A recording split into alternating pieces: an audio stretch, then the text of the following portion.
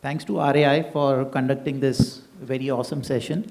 And I think, I know this is the last session, but we'll try to make it very interesting. The topic is very interesting on revenue loss and how do you prevent it. And I think we have representation from various different segments within retail to understand how do they deal with all the revenue loss challenges that they face in their daily business, and what are some of the preventive mechanisms that are used using either technology or policies, etc., on how do they kind of reduce it. Basis my previous discussions with everybody, I understand it cannot be completely eliminated because we are in the business and the losses will happen. But the idea here is to understand how do you minimize the same. So, when we talk about leakages or revenue loss, in a retail segment, inventory and cash are interchangeably used. So maybe we can start with what are the challenges in handling of inventory. When I say handling of inventory, it can be inventory movement, it can be logistics, it can be third-party logistics, warehousing where your inventory is stored, your inventory at the store. So, all different various segments of inventory. How is it, really challenging to manage that? What are the risks and how do you manage to mitigate that? And I'll start with Ritesh, maybe. Thank you, RAI, for having me here.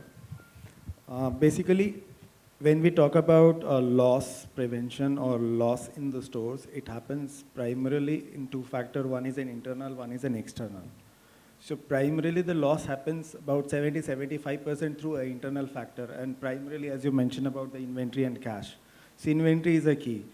So I have been into an experience into both from a food retail as well as from a luxury retail. If I would talk about from a food retail, the inventory management from a dumping or shrinkage, which is the key. Like if there is a high dumping which is happening, there needs to be a analytics that needs to see seen from that side, that is there any high dumping is happening from a particular place, particular stores, or any shrinkage is happening, what kind of a shrinkage, and where exactly the shrinkage is happening, what are the category, is it from a food, is it from apparel, is it from any other sectors. If you talk about from a luxury side, it's a more important handling of the product.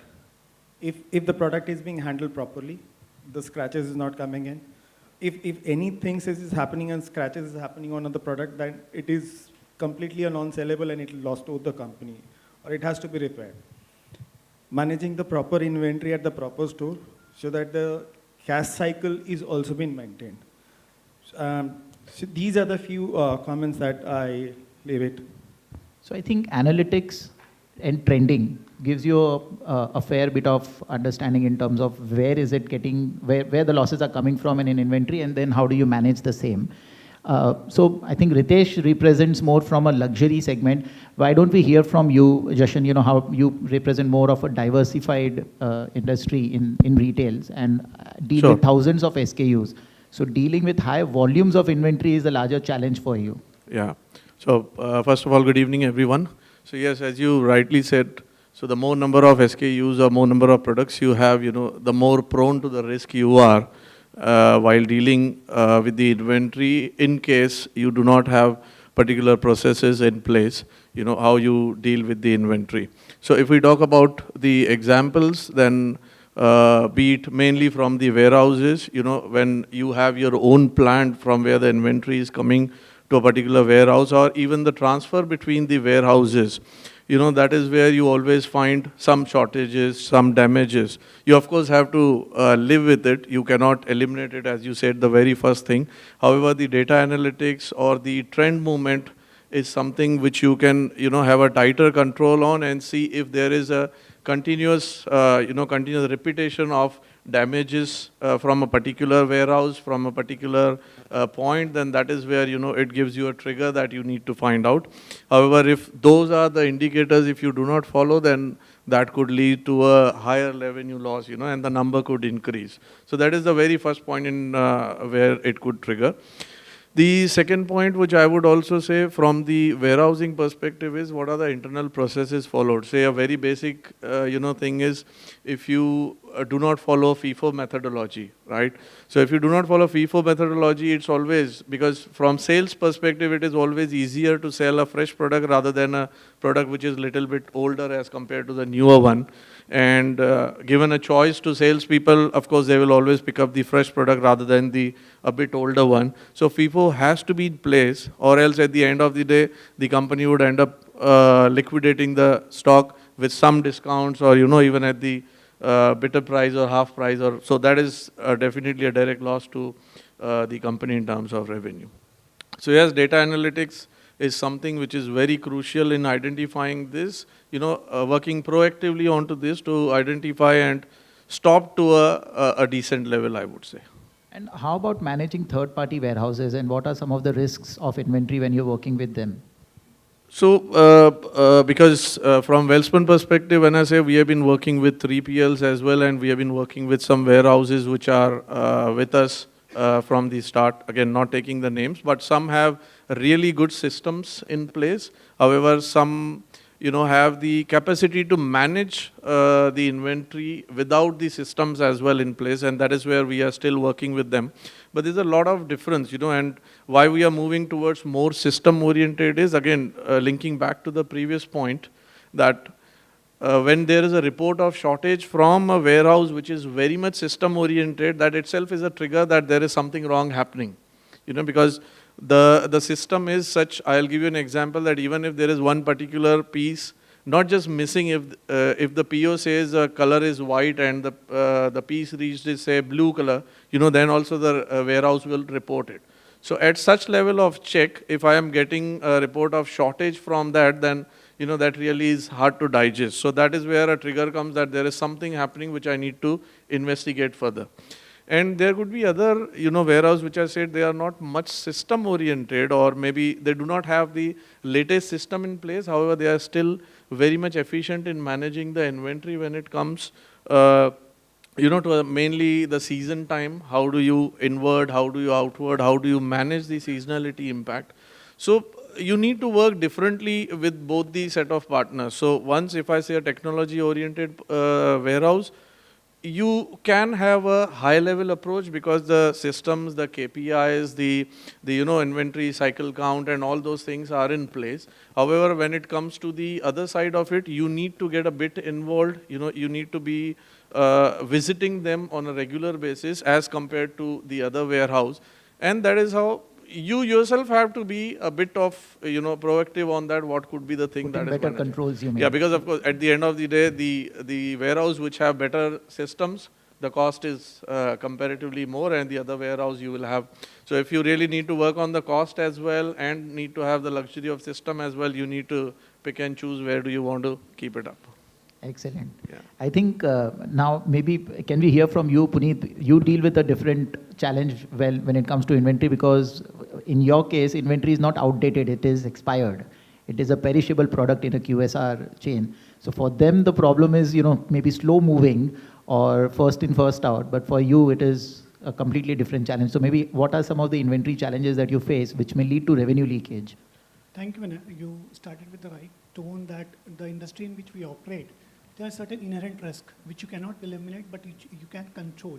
Right? So to control that, data analytics is one of the critical tool which can help you to identify what exactly the reason that you are having certain revenue leakage or losses. Right? If I pick an example here, before I go to that, as a finance professional, we have a responsibility to partner with the CEOs to improve the margin. Right? So to improve the margin, if I simply take cost of goods sold is very much important factor to improve the margin of the company, right? So herein, if I go back one step, declared wastages and the missing wastages, right? In the QSR sector where we operate, that can bring down your gross margin up to 3%. Right? So to reduce that, improve the margin, what do you do, right? Then you have to slice and dice with the head, this what exactly the reason that you're, causing this declared wastages and the missing wastages, right? So with the help of data analytics, what we do, we analyze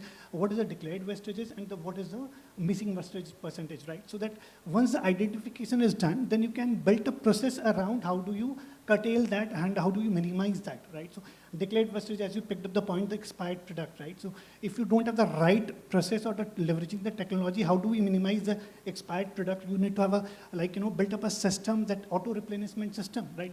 Which helps you to order the right quantity of product in the store from your warehouse, with the predictive analytics on sales, which helps you to minimize the inventory management first, and also helps you to minimize the expired product. Because if you're not, storing so much of material in the store, right, it's consumed on time, and it helps you to, prevent the declared vestiges loss, right? And likewise, missing vestiges also, you can have missing vestiges if you are not having the right systems or processes, right, to control that missing vestiges. So it's important that sometimes when the physical verification happens in the store, we generally initially doing it in a year. Then if you do it physical verification in a year, and then you get to know there's a missing vestiges, the time is gone. How do you control that? What exactly the reason for this, right? So these are the few, declared vestiges and missing vestiges. You need to control it. Data analytics helps us to figure it out, which store is having it, which product is leading to this declared vestiges, and which product is missing, right? So after knowing that, you can build a process around, so that you can actually have the right technology in place, so that you curtail that. So we have built certain lot of processes around to curtail that after having the data analytics, right? So being different challenges dealt with, different industries, but I think the solution that is coming out are common. One is having right systems in place to capture the right data, and use the right data to analyze it and identify where the problems are, so that you can take preventive steps. And then obviously have these manual controls like frequent audits, frequent surprise audits or inventory checks, etc., to mitigate the risk. Now, if we come to cash management, like we said, inventory and cash are kind of almost same for retail segment. Amrendra, maybe, from a Crossword perspective or from your other experiences in retail, can you, tell us about what are some of the challenges in cash handling? And, cash handling in retail starts from hard cash at the front end counter to the collections through various different modes. Like nowadays, there is no end to the modes of collection. It can be GPay, it can be other modes of transfer, debit card, credit card, gift voucher, hundreds of different modes. So how do you deal with that, Amrendra, operating retail stores? Yeah, sure. So Crossword, mainly we deal in books, where 60% is books. So we inspire people through books. When it comes to the handling the retail operations, obviously it's very challenging in terms of where we have QR code, we have debit card, credit card, and cash. So one of the things I think, because if you see from the retail perspective, major volume comes during the weekends or holidays, when banking is not available in terms of depositing cash or having proper control. So I think a right partner to collection and depositing the cash is the right strategy, where you can minimize the cash deposit cycle to prevent any losses during the when nobody is watching during the weekend. So that is very, very important. The other time is reconciliation is very, very important. So being the finance function, I think one of the primarily responsibilities to having the timely reconciliation. So the best way is within 2 days, if we have the reconciliation done, and we can question the retail shop that whatever is not being deposited. So that is one thing. The other important factor is from the cash thing again is the false sale or cash refunds. So again, we have seen, for example, in if we are working in we have to see the consumer experience. For example, if your shop is at the this airport. So obviously, if you see there are a lot of cancellation and cash is refunding. So these are the signs again, going back to the data analytics, where we can see and predict that if there are any frauds happening or not. So that is one thing I see from the cash deposit point of view.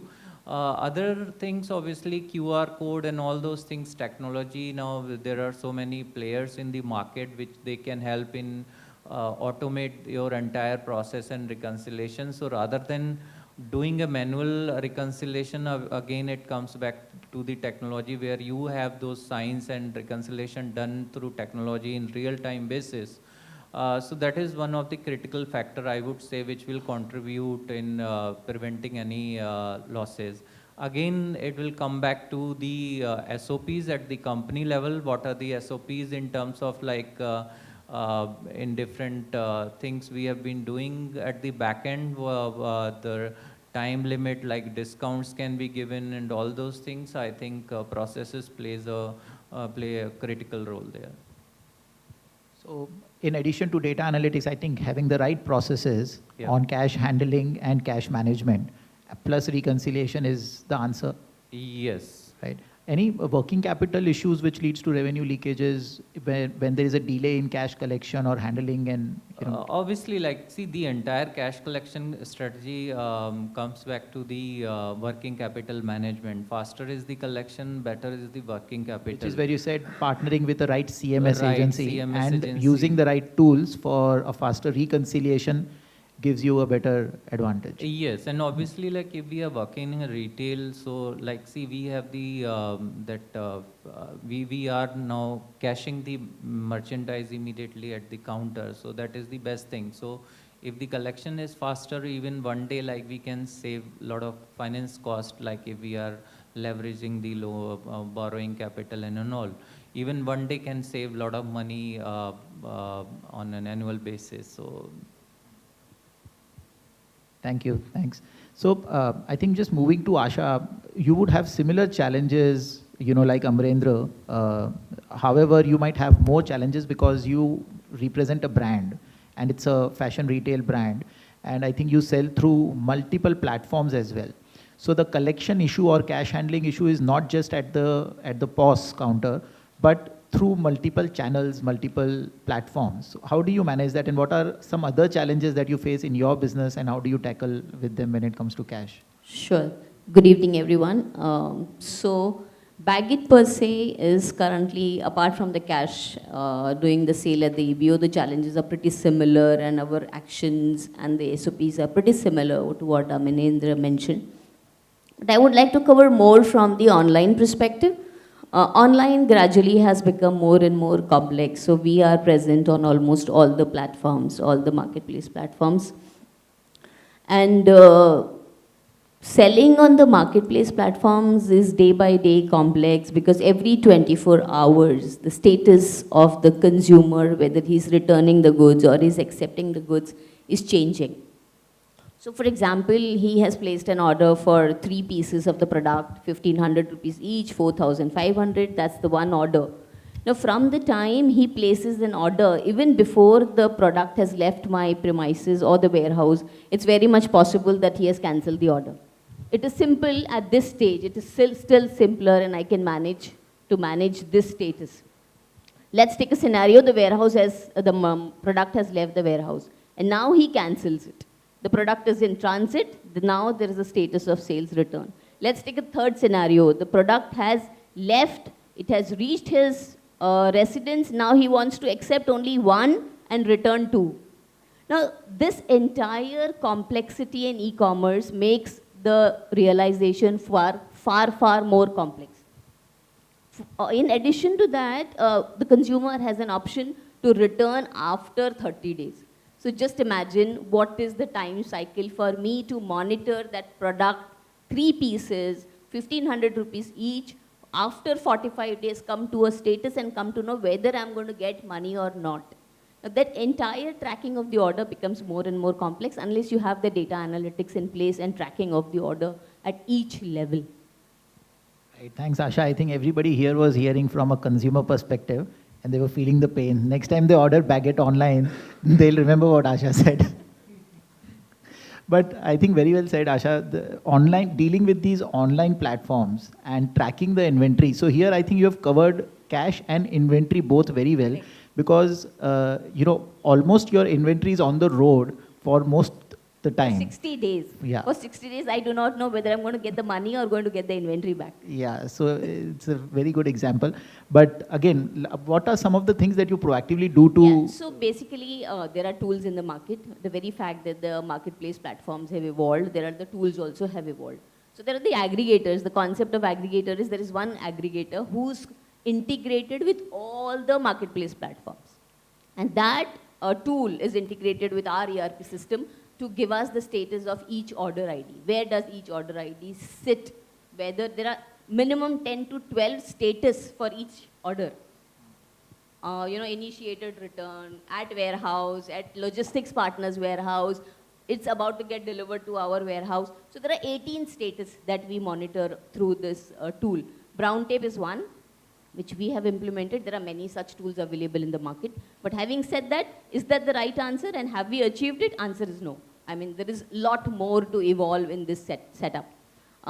Some of the solutions which some of the marketplace platforms have themselves communicated or come up with the answer is now they ask us to do a dropship model. Dropship model means I do not cater to one consumer, I cater to a set of consumers from that platform. So they collect all the orders and give me one single order. So the dropship model works more efficiently rather than me tracking each and every consumer.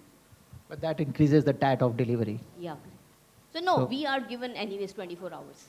Okay. So for whole lot, we are supposed to give the 24 hours package. Their logistic partner comes and picks it up the entire lot. Excellent. Naveen, what is your experience when it comes to handling cash? At the stall, at the front end, it's the tenders which are more important when you have a sales data and you have to reconcile the tenders. Now, there is a time gap between the transaction date and the date on which you receive money in your bank account. Again, I think that time gap is different, for different modes of collection. Absolutely. So, right. Cash, we go for cash pickup because it's not possible to deposit cash by each and every location in the bank. So cash pickup is done, which is deposited in our bank account the next day. And if it is, say, Saturday, Sunday, weekend, it takes almost 3 days to get money in your account. By the time you get the data from your bank and you are about to reconcile, almost 3 to 4 days gap is there. At the weekend, normally it's 2 days. Similarly, cash cards, credit cards or other tenders, credit cards or debit cards, you get credit the next day. By the time you reconcile your sales data with the cash collected, with the credit cards collected, the time gap is around 2 days. So the transactions, there is a vulnerability of some mismatch between the tenders, and that is the time gap between the two. It gives chance to the cashiers or the intermediaries to siphon out cash or do any kind of, say, fraud over there. For example, and this could be because of 2 reasons. The first thing is operational inefficiency. Operational inefficiency means the cashier at the front end, instead of, say, putting tender as cash in the POS, he punches it as a credit card and puts any, say, random number over there. Second thing is inadequate monitoring. Say, if the person, if you are doing a manual process of reconciliation, person is absent or probably he has missed out something, then it goes unnoticed. So again, that gives rise to such kind of frauds or mismatch cases. So reconciliation is something we have tried to find out some reconciliation tools in the market by means of which we can eliminate the manual process. But there's no such tool in the market which is 100% efficient. accurate. So at the most, what you get is 50 to 60% of the data can be reconciled, but balance still you have to do it manually. So, And do we come across such cases where the front-end staff has, manipulated or taken out money? so it's both very often. intentional or unintentional. That's why I said operational inefficiency. is Some there. cases can be inefficiency, Yeah. but if it is intentional, But it could be intentional as well. Yeah, and absolutely. how do you deal with that? I mean, so reconciliation is one aspect. By doing reconciliations, we may be able to identify that, okay, these were the gaps. So one is preventive steps taken where you said you use reconciliation tools.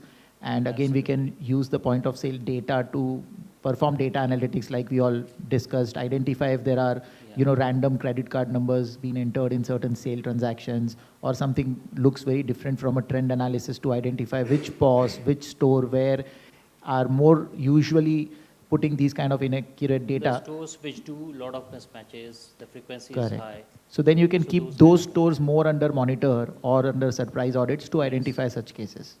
Is that Yeah, that's right? the case. Yeah, another example is tenders like gift cards, gift vouchers. That's very important. Yeah. Uh, So if your systems are not capable enough to collect the data or manage those inventories of gift vouchers, that gives rise to another example of mismatch or fraud. In one such case, a third-party gift vouchers were accepted at our stores, and the guy, he was able to make out an anomaly or a log in the system when he was able to bypass the system and able to put the vouchers in the same sequence manually over there, randomly. And by the time you get the data from the third party, the reconciliation, the data from the third party, the time is almost 7 to 10 days. That's quite a huge time gap, which gives them enough time to do all this kind of manipulation. So what we did is we stopped, at the first instance, we stopped this transaction, this kind of transaction. Second thing is we told the third party that we want full transparency with your system. Your system should talk to our system. It's just like when you swipe a card, you get an SMS immediately, or any kind of, say, information, and you are able to verify that this transaction has gone through and this duly accepted by your system. Until that part is done, you should not go ahead with such kind of transactions. Voucher redemption. So yeah, voucher redemption. So ultimately, it's the system which has to talk. Everything needs to be automated and integrated with your own system. How would using e-vouchers eliminate this risk? So e-vouchers, e-vouchers, you have the data in your system. E-vouchers is when you issue vouchers through your system. So it's very well, the inventory of the voucher is in your system. When you redeem and you send those e-vouchers through SMS to the customer. So when the customer redeems the voucher, it's automatically posted in your system, and there are no chances of any mismatch. Understood. All right. So cash collection again, like we heard, is different challenges in different companies. I think Ritesh also has a point because he sells luxury watches, so he's dealing with large amount of cashes at the store. Just wanted to add, like you're mentioning about the loss or risk in the business. So in retail, generally, whatever the retail format is, there are 3 pillars which is there. One is inventory, second is your cash, third is your vendor. These 3 things need to be managed. We discussed about the cash in details. Inventory, there are different formats as a different inventory levels. If we talk about from a luxury side, so there the cost of inventory or the cost of SKU that we manage is too high. And managing that from a theft, basically it's not pilferage which is there, but primarily it's a theft. So what we used to manage, we maintained the serial number of that inventory into other system. we do a regular surprise check. So it's surprise audit, the store people that do not know that whether the audit is happening on a particular day. It is the store manager or the store people get to know only at the 11 a.m. when they're opening the stores.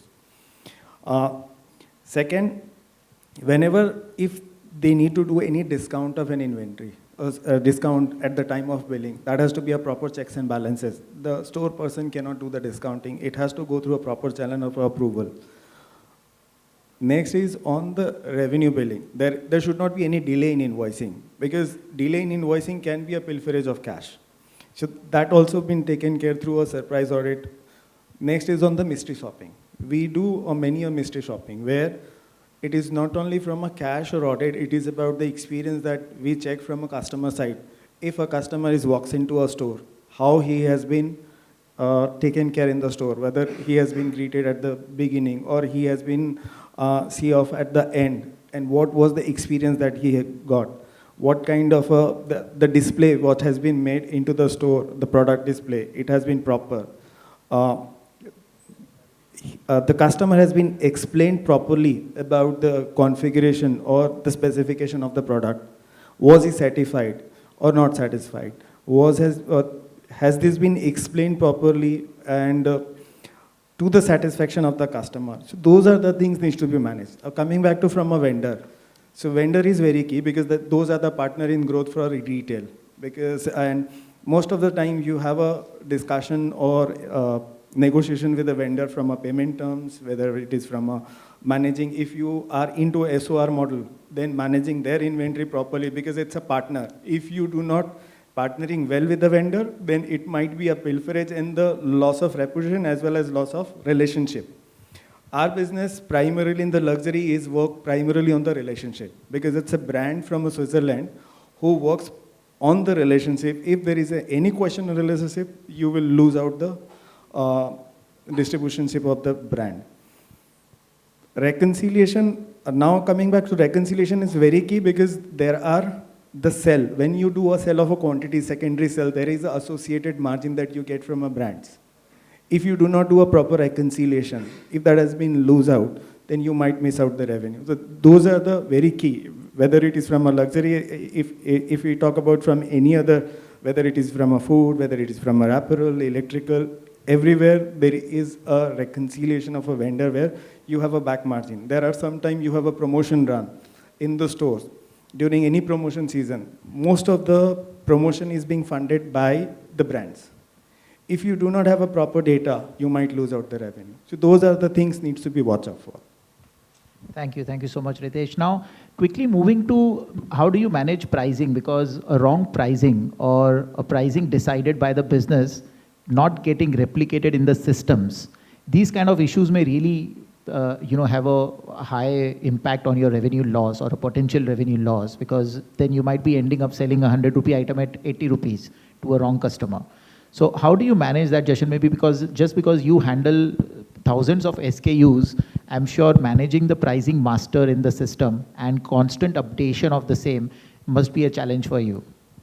Yeah. So very rightly said, maybe pricing is the very first thing which I will say could lead to revenue leakage. That is probably the very first thing where any person, if left unattended, or if left very loose, then anyone can change it to their best interest. Depending on what they are getting or what they are trying to fulfill their purpose, they can do it. So a strict monitoring or a very good system on the pricing is a must-have thing. So if I talk from a Welspun perspective, we do have a very strict system where we have a tool called MDM, where a master is maintained by our shared service team, and we have strict SOP in place. To modify any pricing, we need to go through approval metrics. First of all, as Ritesh also said, there shouldn't be any, authority given to the salespeople to directly change it, which is the primary thing that needs to be done. However, there has to be multiple layers of approval, which I will say, depending on what we follow is a kind of threshold. If there is a certain change, only one approval, maybe a business head can approve along with finance head. But if there is further change above above certain threshold, then maybe even a category head or the CEO would be involved to understand how much are the margin we are going to lose if we go with that price. This will also lead to not just the tracking of the margin, but of course the revenue leakage, whereby the customer is intentionally or unintentionally not getting any undue advantage because of the relation between salespeople and the customer. So that is the pricing. Keeping a pricing in the system logged, which I will say is very much important. Other things could be, there could be mishaps which can happen. A typo error could be there. Wrong HSN code could be there. Incorrect pricing in the invoice, though everything is there, that could be there. However, if that is automated, then at least these things could be eliminated. But still, when it comes to the taxation part, if it is IGST or CGST and SGST, what needs to be applied to get the proper input credit, that is something which still can be controlled. The pricing with the automated system comes into place by itself. However, the HSN or the taxation part, the bill to ship to address, because of which you do not have to recorrect the invoice or reverse the invoice and again re-raise it, that at least could be checked and eliminated. And how often do we generally check, proactively, or do we use analytics to check whether, the pricing has been updated correctly or not? So that is happening thoroughly, whenever we have new SKUs. So to be honest, there is no specific period as to when do we do it. That is a continuous process, I will say. That has happened because in retail or especially in textile, you need to have, as in our previous discussion also we heard that customer preference is continuously evolving. They are seeking a better product at a lower price or at a decent price. Even if it goes to luxury, the price, at what price point the product comes in, that matters. So the new product, development or the a better product, making a better product at a comfortable price or a competitive price is something which we continuously strive to, and that is the thing which happens continuously, in our organization. Hence, you will always see from Welspun perspective, some of the other products are coming up new, and that's how the pricing mechanism, the tool is also getting updated each and every time. However, if there is a, long gap, if the products haven't came, then still we do, as and when required basis, we do check the MDM tool, the tool which we have for pricing, so that there are no, mismatch or any such happens. So using, again, coming back to technology, using the right tools like MDM tool, which Welspun uses, plus having the right authorization matrix and approval matrices in terms of ensuring that not everybody, and especially not the front-end guys or the sales guys, have access to change the pricing. So we have, so two things maybe I'll point out. One is of course, the system which we need to have, and second is the clear SOP which we have, which clearly defines if there is a change into price, who will be the approver, who will be the initiator, and how will the price change take place, whether it will be in the system for, as a permanent change, or if it is a temporary change as a one-time discount, then how will that go to? So that is clearly defined in the SOP, and that is what is implemented and followed by others, followed by everyone. Thank you, Jashan. Asha, from Baggit perspective, I know we already spoke about the challenges on online sales is, something which is a bigger challenge that you find. Now, from a pricing perspective, what Jashan said, does that gel well with your business model? Anything extra that you do for controlling the risk of, wrong pricing? So broadly, the processes and controls, MDM and process allocation to different departments is the key, which is standard for all retailers, and we all follow that process. Having said that, apart from that, we also have the discounts and the call-outs. Most of the fashion retailers have 40% of their revenue coming from during the EOSS, which is end of season sale, which is also an inventory control mechanism, correct? So finally, whatever is the non-moving inventory, which is at a higher discount, which is offloaded during the EOSS period. At the same time, during this EOSS period, we have the fresh arrivals also, which is present in the retail store. And managing the right mix of the product and the right margin to balance out the discounts versus the full price, that is always the key for every retailer.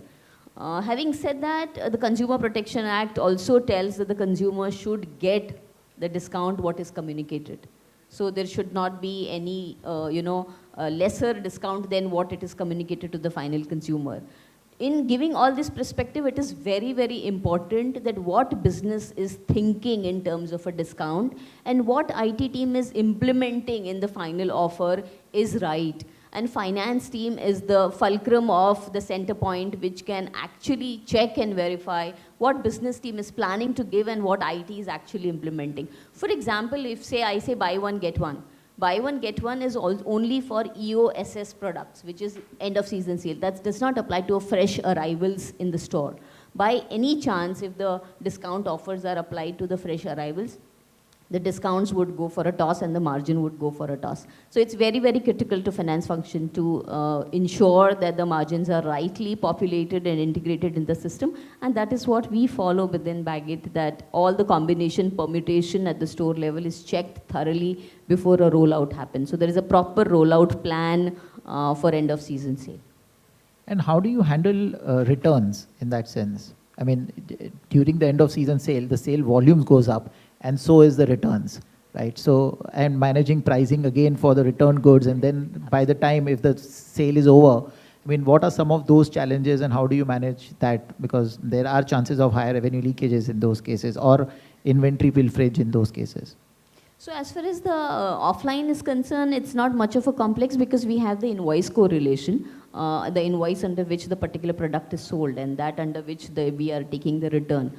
Offline becomes more, I mean, the online becomes more and more complex. That is the marketplace, because by the time we have sold the product, say 30% discount, and when it is returning, it has moved from 30% to 50% because 45 days have passed. Now correlating such a product which is the same SKU going at the 30% offer and coming back at 50 while the SKU is running at a 50% offer becomes very complex. And managing such returns on a FIFO basis, that is first in, first out, some follow FIFO, some follow LIFO, depending upon the organization policies, this becomes a SKU level management and a bit tricky. Now, on similar ground, Punit, from a QSR perspective, does discount schemes, etc., impact even the QSR business? Yeah, Vinay, discount schemes, we do also roll out discount. Mic is not on. Yeah, Vinay, we also come out with a lot of discounts and schemes to our consumers on very regularly basis, right? So, from the revenue leakage standpoint, if we talk about certain schemes, whenever we roll out or discounts we roll out, we have a centralized IT system where similar, like other industry, we centralized with approval mechanism. It's uploaded in the system and verified, and then it's rolled out in the stores. But at the same time, from the leakage standpoint, if we talk about here, we also perform, there's a control exists at the time of implementing, but just to avoid, certain revenue leakage, what we do have certain data analytics team who's sitting behind centrally in our office. We continuously monitor which stores are giving how much of discounts, is there any skewed data available.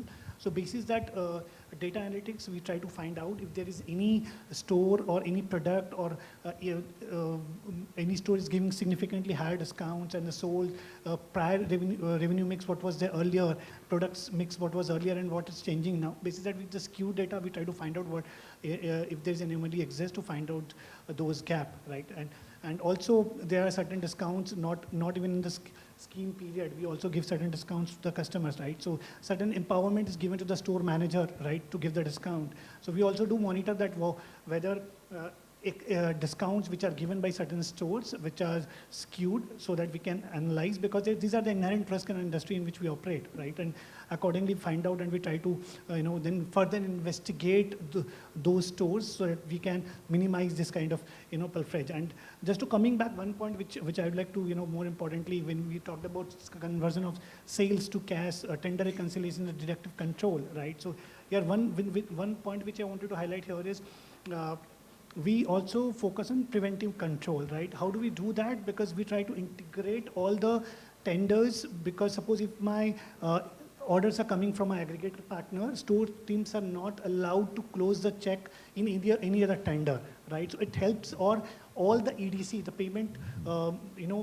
which is, if the customers are making the payment through EDC, stores team won't be able to, close the checks in the cash. So this preventive controls through integration of POS systems and the payment systems help us to minimize those kind of risk.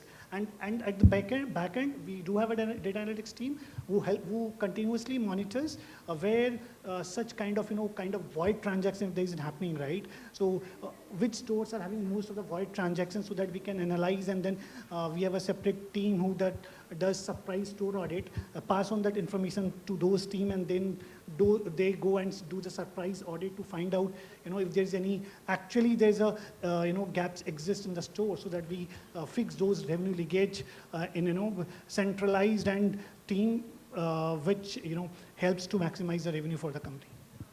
Excellent. Thank you so much, Puneet.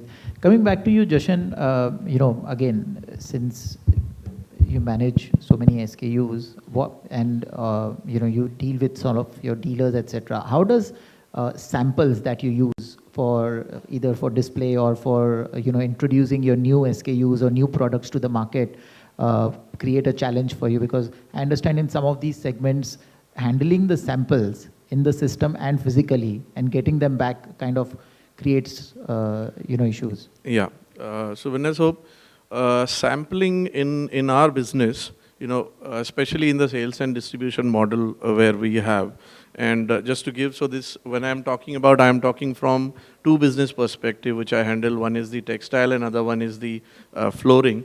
And in both the cases, we have the sales and distribution model where any new product or new category development when we have, or new product launch that we have, that goes generally in the industry that we have to give the samples. So there is a sample process, of course, many companies would be following as like any other inventory. However, still, the inventory which is available there for sale versus the inventory which is kept out for sample, the check levels are different. On the sample side of it, the check levels are a bit lenient because again, due to the relation that we are having on, even though there are, there is very much clarity that the samples which are going has to come back when you're considering the time period, how much time the person to whom the samples are given want to keep it, and who is given, what is the existing, status of the distributor or a dealer, whether they are coming back. There could also be, internal leakages that maybe the distributor has given the samples back, but our internal employees have not submitted that back. And because the check and balance on the samples as compared to the regular inventory is a bit lenient, so that poses a challenge. That is a direct loss of revenue which happens to the firm. So, to mitigate that, what we have done is, what we are in fact into doing is, we are trying to open a location which is like any other inventory check, which will only be for sample, so as to make accountable a person who has got it, and there has to be clear instruction that within these days, these many days, the sample has to come back. If those many days are passing, then the reason has to be there, and a particular next applicable date needs to be updated in the system, so that we clearly know for which department the samples are out, who is the person who has taken those samples, who is the person who has the responsibility to return the samples, and by when. Of course, I'll still say, because we also see relations and all with this, so you cannot 100% manage the timelines when do you get the samples back, but at least the majority of it is what you can save. Excellent. Thank you, Jashan. I think there are no more questions from my side, but if anything else on the topics that we discussed, and specifically on revenue loss, which you would want to share with the audience here, any last comments? One point, it's basically from the working capital management. So as Ritesh said, there are three pillars to it, which is, inventory, receivables, and creditors, of course, apart from cash. But when we say working capital, so as the retail industry, especially the textile or the retails, when we are moving in today's date on the negative working capital, the aim is to reach to a negative working capital. So, of course, the creditors is what you cannot really push them after a certain limit. You can push them to a certain days after which you will pay. But, inventory and debtors is something which, if managed efficiently, very much with the process that we all spoke about, and with the checks and balances in place, you can really reach out to the goal. Because what I'm saying, maybe there could have a direct repercussion on the revenue loss, but even if it is the working capital is increasing, that itself is the revenue loss, on the, or rather say opportunity loss. You could have invested that money in something else, which we are losing. So working capital is something which really needs to be managed very well to prevent the losses. Apart from that, other things like to have SOPs in place, and as we discussed at the back end, not just having the SOPs in place, but ensuring that the SOPs are implemented and regularly monitored to eliminate if there are any mismatches or any shortfalls in that.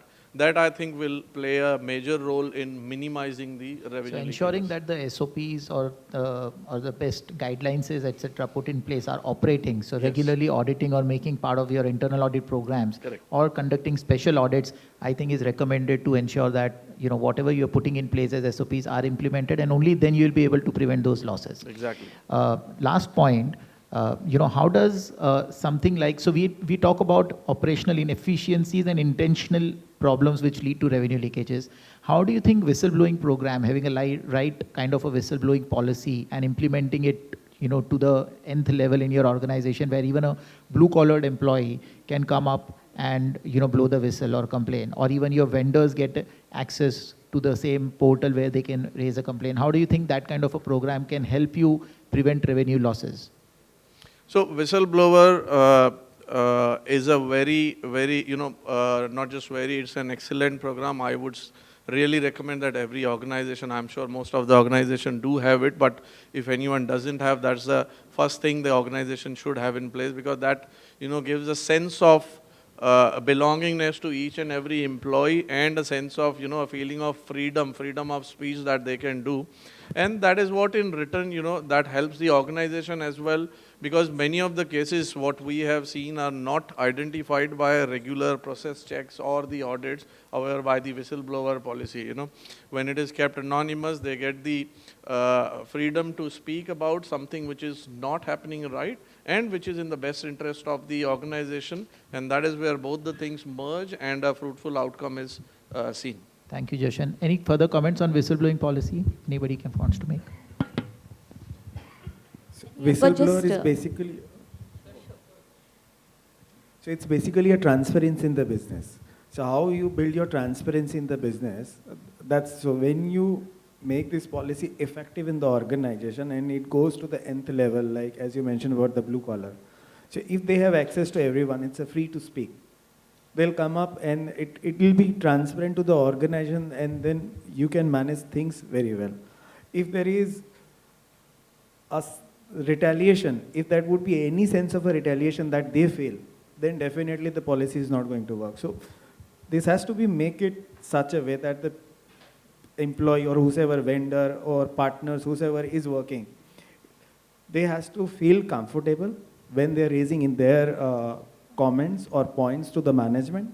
Management has to take that comments on a face value, analyze that and act upon. There may be a point that sometime you might get 100 points, but 10 points might be valid, 90 is not. Absolutely. You need to work on that 10 points, remove that 90 points, do not work on that 90 points.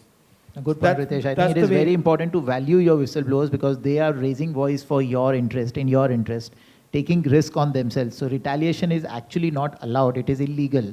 But yeah, Asha and Punit, I think you also had point. I just wanted to make one point here. I think it's a very, very tight rope to walk on. One must strike a right balance while acting on the whistleblower.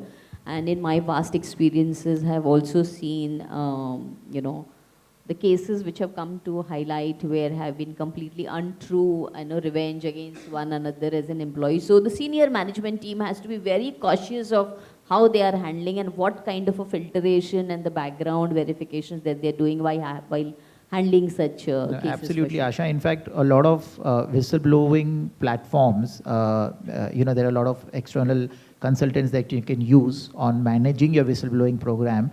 And the way they filter, or the like you said, the elements of checks in every complaint are different. And basis the elements and the clarity, the data, or the pointers that are mentioned in the complaint, there is a sense check that you have to make before starting to investigate. Very good point. Otherwise, it's a lot of times it is just revenge against one. Yeah, last point, Puneet, and then maybe we'll have one or two questions from the audience. We're done? Okay, so maybe have one point in here. Yeah. So I would like to say that benchmark your existing practice with the help of your internal and start auditor and implement the recommendation in the true sense. That will help you to actually implement the rightful whistleblower policies, which we have done in the recently, because if you're not receiving whistleblower communications also, then it is really required that have we implemented it rightful, right? No matter what it comes in. There may be, when you implement it loudly, there may be certain communication comes, may not be relevant, but let it come. Right, so that's what important to implement in rightful sense and implement and benchmark the existing practice, right? And they will surely will add significant value to your policy. Please, last point, Naveen. Yeah.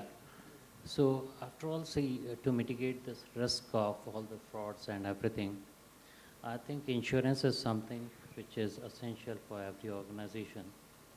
So for staff, it's infidelity policy, and for outsiders like shoplifting and all those things, or probably when staff collude their interest with outsiders, then crime policy is there. So we can always safeguard our company. Very good point from Naveen. I think there are different types of insurance policies also which needs to be looked in when you're talking about revenue losses, especially in terms of shrinkages or damages or dumping of goods perspective. So thank you so much. I think very valuable inputs coming in. I would just want to maybe summarize on some of the, not the risks, because I think risks are there, but how do you really mitigate them? Having your right policies in place, starting from your whistleblowing policy to your SOPs, when it comes to managing inventory, cash, and managing your end of season sales, etc. Having very meticulous systems in place to track your inventory, especially in cases of online platform presence, etc. And then using the data, because in retail there are tons and tons of data that are creating at various point of sales on various online platforms, etc. Using the data rightfully in your interest and performing right analysis on the same to take preventive and mitigation steps going forward, I think is very important. These are the 3-4 mitigation steps that I understand coming out from this panel. I would like to thank each and every panel member on my dais here for taking out time and spending such a good time giving inputs to everybody. And thanks to RAI once again for enabling this effective discussion today. Thank you very much.